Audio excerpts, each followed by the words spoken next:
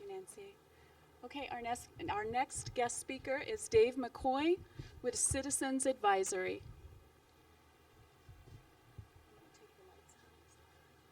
It's fine.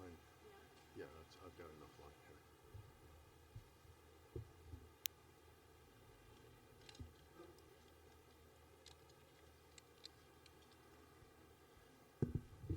Good morning. Thank you so much for inviting me to speak, and I appreciate the comments very much of Nancy Pierce. It's so important that neighborhoods come together, particularly on the issue of water. And there you can see me trapped in a zone of cactus. We're in the desert. So that Citizen Action New Mexico is the name of our group, and we've been monitoring the Kirtland jet fuel since around 2008. I'm fighting with this microphone here. I don't know why.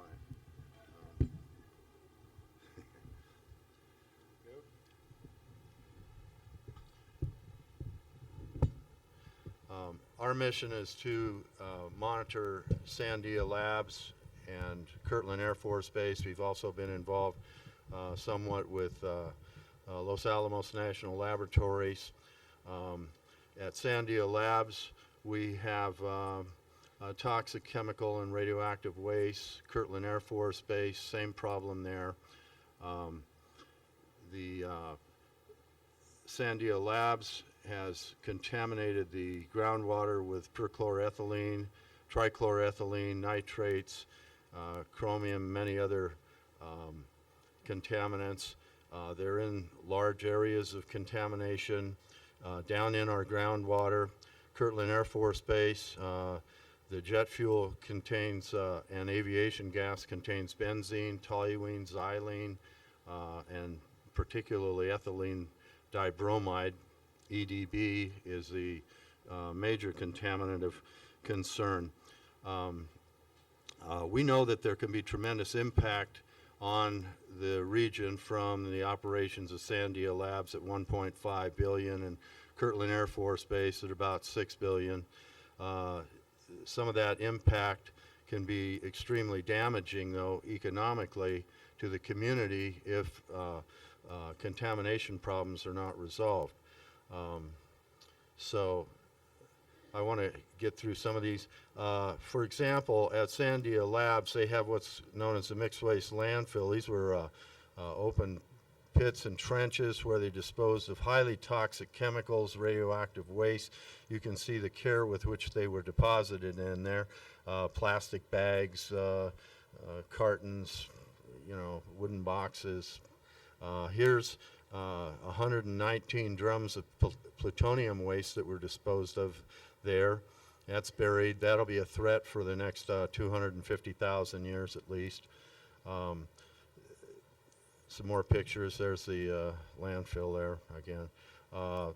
There's a nuclear reactor operating out there that's quite unsafe. This is a letter. If you look down at the blueprint there, it talks about the lack of safety systems at that operating nuclear reactor. So these are just some of the problems. For Sandia, our recommendations are that they should perform the 5-year review for excavation of the monitoring of the mixed waste landfill, address the unsafe nuclear reactor at Sandia. And Sandia currently consumes about 555 million gallons of water a year. 1 million gallons of that goes into the wastewater system every single day. So we feel they should reduce waste and recycle. And we want to see air monitoring installed at their operations, such as at the thermal treatment unit, which is basically an open burn operation, 10,000 pounds a year, toxic chemicals such as hydrogen cyanide, dioxin coming into our air shed. This is an operation that doesn't need to exist. There's other ways of disposing of those chemicals and capturing those gases. Now, moving on to Kirtland Air Force Base, welcome to Albuquerque. Here's a cartoon Eric Garcia did of the situation. 24 million gallon spill into the aquifer. It is in the drinking water aquifer. It's not just floating on the groundwater table as it was earlier. It's in the Vado zone. Some of it is still floating on the aquifer, but the bulk of it has been trapped by a rising water table due to conservation measures. The bulk of this jet fuel and aviation gas is now trapped beneath the aquifer. This is the Exxon Valdez spill, part of it, and you can see that was 11 million gallons. Well, we don't have a picture of what it looks like underneath us, and you folks right now are sitting at ground zero in terms of the highest levels of ethylene dibromide contamination. It's thousands of times over the drinking water standard, and it's right below our feet, 500-600 feet down.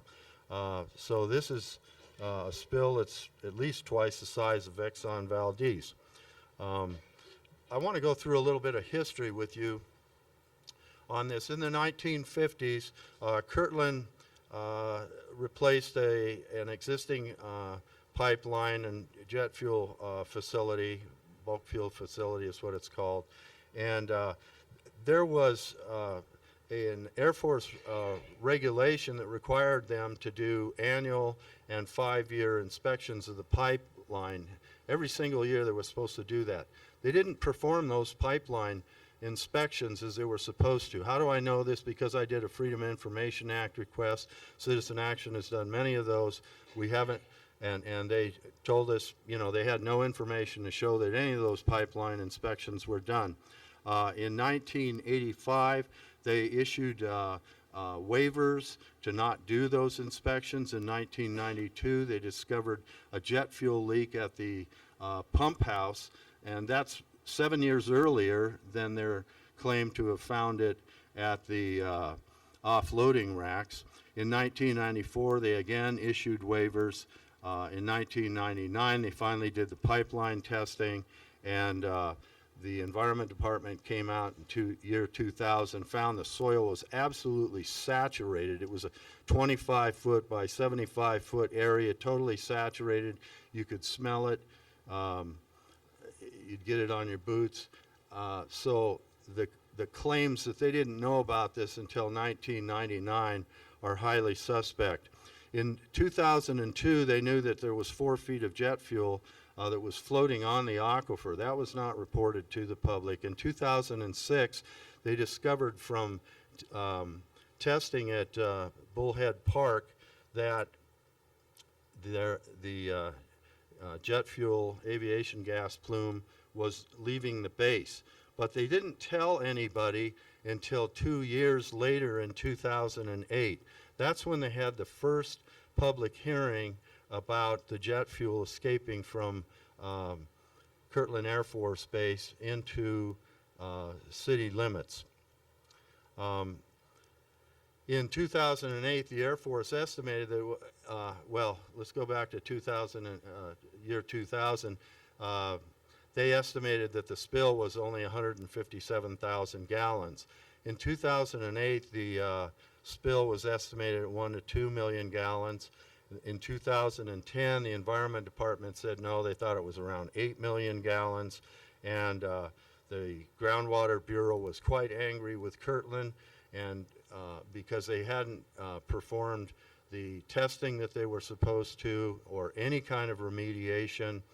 And there was a little bit of remediation, which was soil vapor extraction. They had 4 units that they installed during the period of 2004 to 2009. So it was a very weak effort. The Environment Department had wanted 16 of those soil vapor extraction units installed back at that time. Those were award-winning machines too. They were really good. So all this, you know, new soil vapor extraction that they're talking about, and expansion of it and everything. Well, they had existing machines, and those aren't being used currently. Then in 2012, I'm going to skip through this a little bit. In 2012, the New Mexico Environment Department estimated that it was 24 million gallons of jet fuel that had escaped into the aquifer. Now, Kirtland Air Force Base is currently saying, well, no, it's only about 6 million gallons. So there's been a constant minimization of what's down there. Nobody really knows.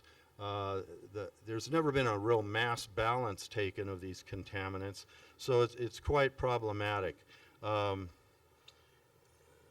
In 2013, the Environment Department informed Kirtland that they had numerous defective groundwater monitoring wells. Several of the shallow wells are covered by the groundwater, so they can't really tell what's floating on the groundwater. There's been lots of incidents of bubbles in the samples, air bubbles. Those destroy evidence of contamination that's in the groundwater samples. So that's been very problematic, and it hasn't been resolved yet, to my knowledge. In 2014, we know that the contamination from ethylene dibromide is potentially only a couple of years away from the Veterans Administration well. Now, I want to talk about monitoring wells for a minute, and why when they say that your municipal well water is safe from the Ridgecrest wells, what they have is this well screen that's 800 feet long, okay? And it's sucking up water at a rate of around 2,850 gallons a minute. These are tremendously productive wells out at Ridgecrest.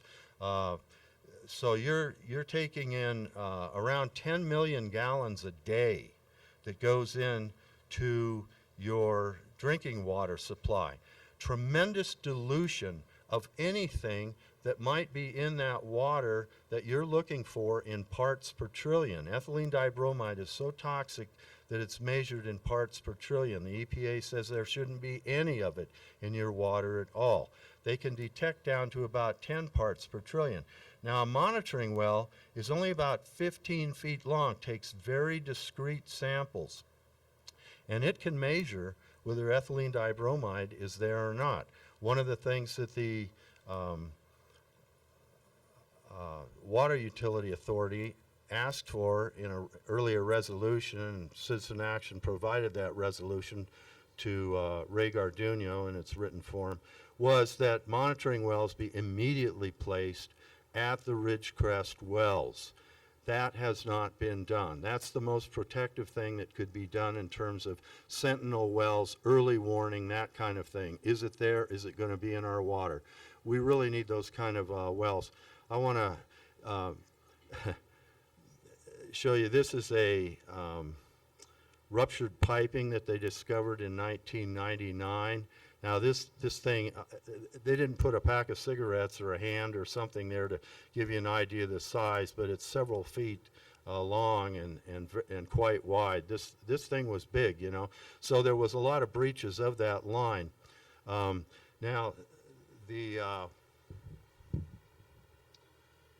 this is a depiction of the map from 2011. And notice most of the monitoring wells are all around this area here. And this monitoring well here, they measured the distance up to Ridgecrest 5 and Ridgecrest 3. And they believe that the distance of the ethylene dibromide plume is about around 4,000 feet. That's less than 3/4 of a mile from the wells.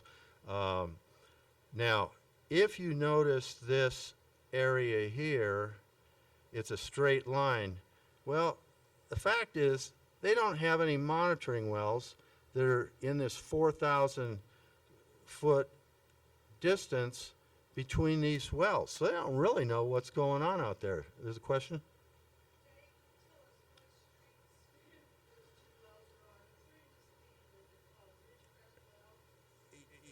Yeah, it doesn't. It doesn't show the. I've got a later slide, I think, that shows that street. So you can see Louisiana going down there. Right here. So Louisiana is going down here. This is, what is this here? Catherine? Pardon? Let's see. Let me skip down here. Pardon? No, that's not Gibson. Gibson is further down. 80% of this Gibson is down here. Is that it there? Okay. So here's the base boundary, okay? So you can see 80% of this jet fuel plume, EDB plume, is off of the base now. It's under your homes and businesses. It consists of JP4, jet fuel gas, aviation gas. This is a much older depiction here. Those are the fuel types, so they're on the water. Now, I want to show you this. This is important. Here's your Ridgecrest wells. Each one of these circles here represents a well field, and they have different names. Like this is Ridgecrest, this is Lomas. I'm up here right by Charles. Charles is just across the freeway. Over here is Burton. So you've got over 40 wells to the north in these different well fields. Well, what's happening is they've created what's called a hydraulic gradient. And you know, in common lay terms, you just think of it being a pull towards these wells. So it's moving in the direction of these wells. Okay? If you shut down these wells, this plume of contamination will just keep going on through the north, through these other wells. What's the importance of these wells?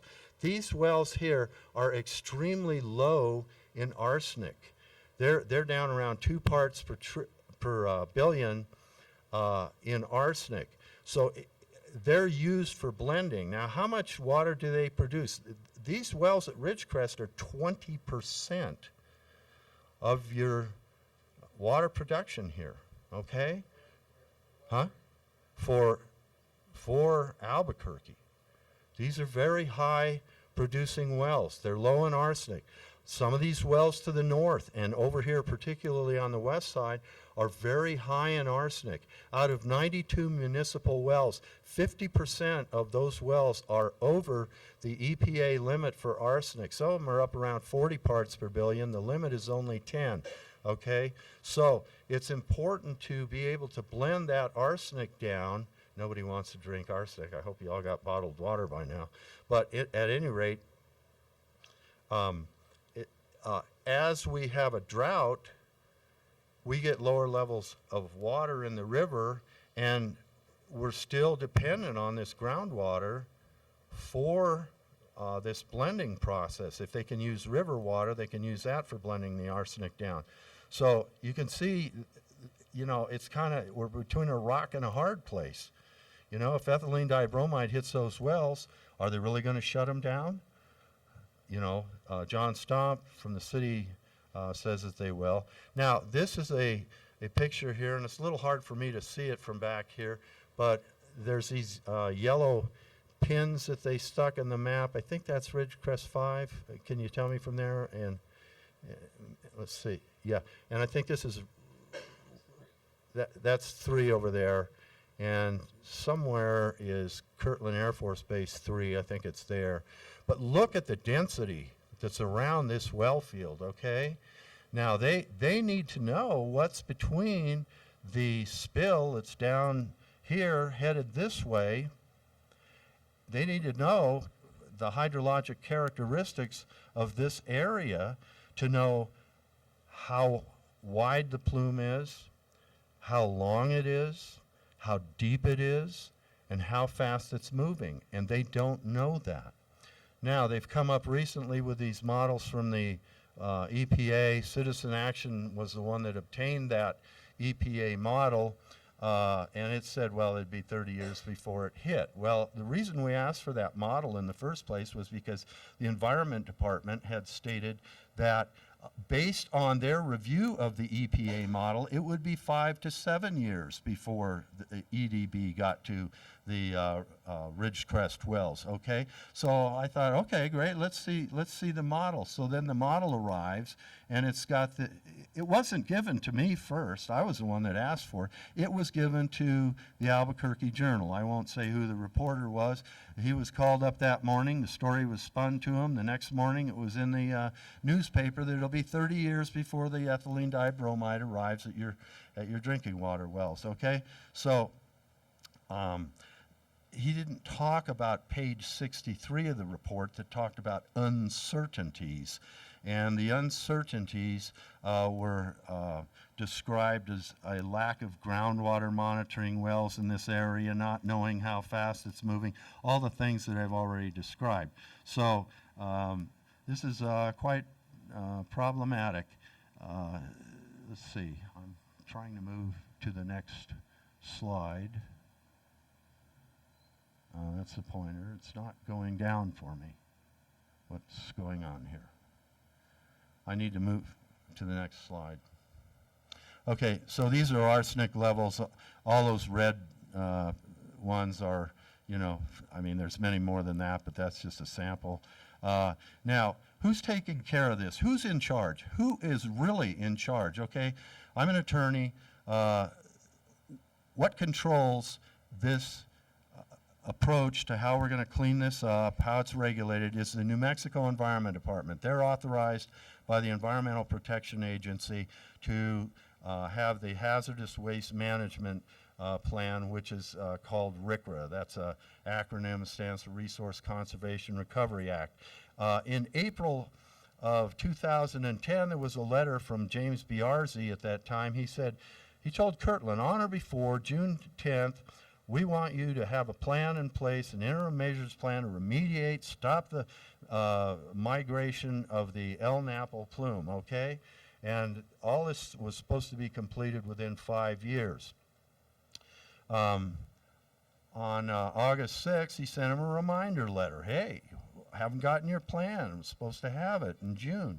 December 10th, again, reminding them that the interim measures work plan doesn't have this plan to contain the El Napo within 5 years. Again, in March 11th, he's telling them, still got a problem, you haven't responded. Now, in March 2011, look what the Air Force was telling to Congress. They were saying that they would stop the forward migration of the fuel plume by September 2014 and completely remove the fuel on the groundwater by September 2017. Does anybody believe that's going to happen, those dates? And then they said using natural processes without further active treatment, modeling, what modeling? There wasn't any models at that time. Modeling indicates that the dissolved constituents would meet drinking water standards by 2025. And they said the Air Force goal, however, is to achieve site completion with a remedy that requires no or minimal long-term costs. Next, what happened was, in June, James Biarzi that had said, hey, I want a plan within 5 minutes, the governor removed him, put somebody else in place. She wanted a kinder, gentler approach from the Environment Department. And we got Ryan Flynn as our new Secretary of the Environment Department. On his bio, you can see that he works for the Air Force in the reserves as an assistant judge advocate. Now let's compare Kirtland Air Force Base with a much smaller spill at the Massachusetts Military Institute. They've got 25 extraction wells. Kirtland, 0. 1 treatment facility, 0 at Kirtland. 23 injection wells, 0 at Kirtland. Cleanup costs measured in 1998 dollars, $35 million. Kirtland, they say they've spent $50 million. I haven't really seen evidence of that, but it's a problem. Now, ethylene dibromide, I want to talk about that for just a minute of how incredibly damaging this is to the groundwater. if I had a half teaspoon of ethylene dibromide that was in every single one of the millions of gallons of aviation gas, it would contaminate, that 1/2 teaspoon would contaminate about 13 million gallons of water. So you can see your aquifer is being destroyed all the way off base to the north and is unusable. Who knows how much was spilled? The health effects, this is a picture here. The health effects of EDB are on the stomach, adrenal glands, reproductive system, respiratory system. It's a cancer risk. It is really toxic stuff. The EDB ways for cleaning it up. One way is soil vapor extraction. It's not very successful. Another way is air sparging. That's not effective at most sites. Groundwater pump and treat with activated carbon is the EPA recommended technology, but there's difficulties in all of these. Natural attenuation, microbial attenuation EDB doesn't really respond well to that. On the, let's see, what was this one? That was for microbial bioremediation. Okay, some of the things that we've tried at Citizen Action, we got a Water Utility Authority passed a resolution to put monitoring wells right at the Ridgecrest site. We got a House Joint Memorial passed. We're asking for an independent task force of experts to look at this problem. We've also asked that it be put on the national priorities list for emergency attention. And recently we filed this resolution that there be no ethylene dibromide allowed to enter into the municipal supply wells. This has not been passed. We'd like to get cooperation from neighborhood associations and the public to get this passed. I mean, John Stomp is saying they're not going to allow it into the water, but if he retires or leaves, how do we know it's not going to be there? So those are some of the situations, and that's all the slides I have. And I'll close with that. If there are any questions? Okay. We have some sign-up sheets, little yellow pieces of paper back there. If any of you would like to volunteer or work with Citizen Action to help us on this project, we'd appreciate it. And we hope to join with the larger coalition of neighborhood associations to deal with this problem. Thank you very much.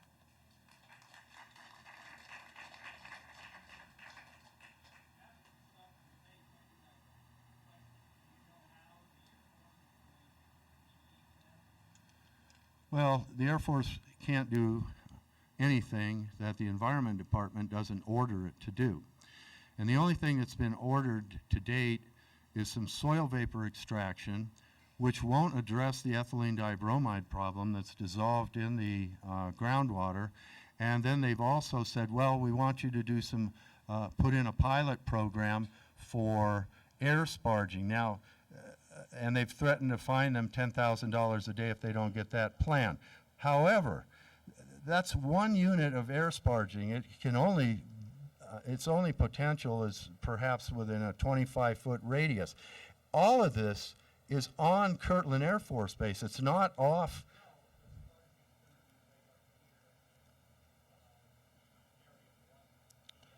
Right.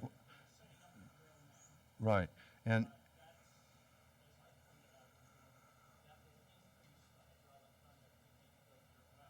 exactly. That's one of your dangers of.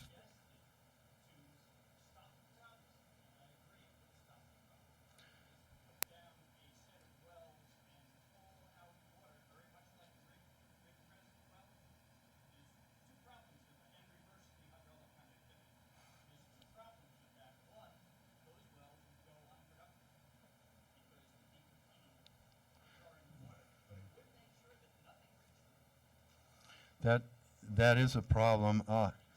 They at Bethpage, which is a naval site on Long Island, they put in a row of pump and treat type wells, and one of the problems they ran into was the contaminants went right under those wells. And so you know, you've got to have a lot of backup wells in that, you know, rows of backup wells in that to be effective.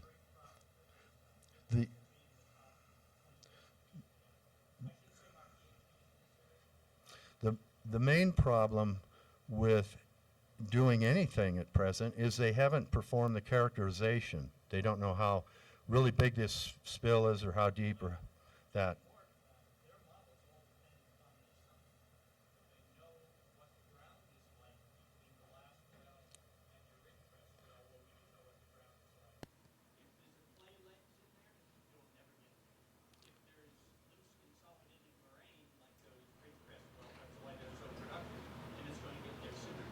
That,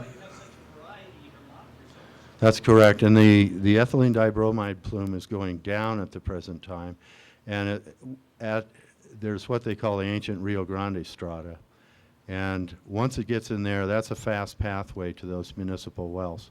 So thank you for your comments. Right.